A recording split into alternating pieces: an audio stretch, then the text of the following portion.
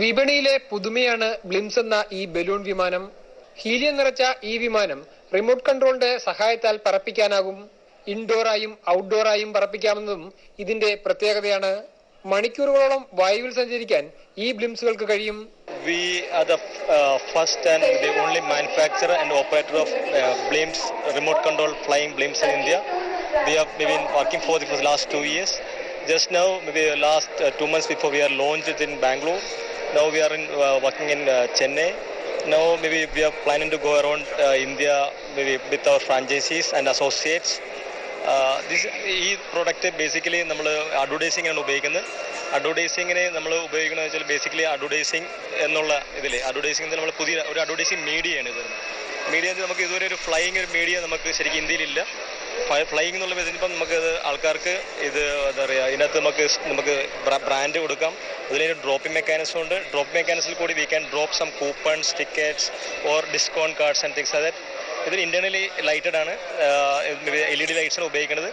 ഇത് ഇൻഡോർ ഉണ്ട്, ഔട്ട്ഡോർ ഉണ്ട്. ഇൻഡോറിൽ നമുക്ക് ഇൻഡോർ സ്പേസിൽ ഏത് ഇൻഡോർ സ്പേസിൽ ഉപയോഗിക്കാം. ഔട്ട്ഡോർ കുറച്ചൊരു പവർഫുൾ ആണ്. Outdoor can be used in any outdoor events across India.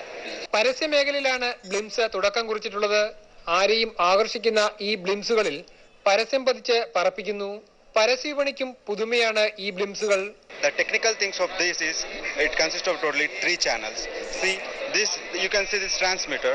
So this is used for the throttle where we can on the motor and the motor will be start working. So in this blimp it is filled with helium. So helium is a inert gas where it has more Bion's thing. So it will float in the air. So by using this Bion's force, we can generate lift that which make this whole blimp goes up. So by using this other channel, we can make it go forward, backward, and by using the backside of fin rudder, we can use for the yaw motion like right and left. These are the technical things. And here we are using about 5000 mAh battery. So depends on the weight, we can get about 2 to 2.5 hours of time duration of the flight.